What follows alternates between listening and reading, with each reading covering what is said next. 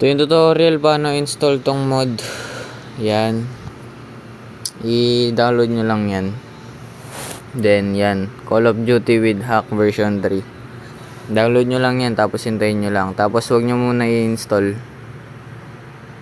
Gagawin nyo, punta kayo dito, download record app. Yan, dalawa yung download nyo. Download nyo yan. Etong empty manager na to, gagamitin nyo to guys pang pang-install din sa Call of Duty with Hack.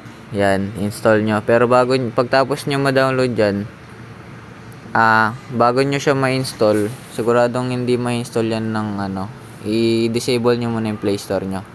Yan, app info. Yan, disable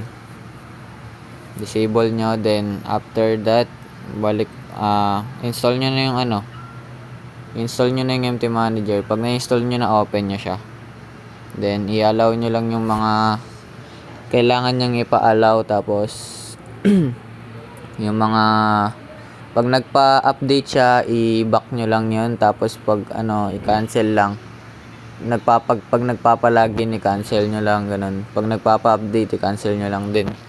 Then pag nandito na kayo, yan, makikita nyo siya. Usually makikita nyo siya dito. Dapat nakaganyan yan, nasa download nyo siya makikita. Sa akin kasi yun, nilipat ko lang sila ng folder. Yan, ganyan na lang yung i-search nyo. Yan, storage emulated 0 download. Tapos okay nyo, mapupunta kayo, tapos hanapin nyo to.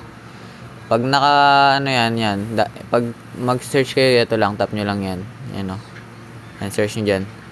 Then pag naman, nandito, nahanap nyo siya. Pag may zip siya sa dulo, zip.zip, i-rename nyo lang. Yan, then okay. Tapos install nyo na siya, tap lang, tap, then install. Make sure na dinelete nyo yung original codem nyo na galing sa Play Store, para hindi siya magka-problema. Kasi hindi siya gagana pag gamit nyo yung hindi nyo dinelete yung pag ganyan, pag update, meaning hindi nyo pa dinelete yung original codem nyo. Pero pag install yung nakalabas na yan, na-delete nyo na, meaning okay siya nun. Then i-allow nyo na lang yung display over other apps pag open nyo ng codem. Yun lang gagawin nyo. O pag open nyo, okay na siya nun. Then yun lang. Ganun lang siya guys. Tapos singin na lang kayo sa pinagbilan nyo. Yun lang. Bye bye.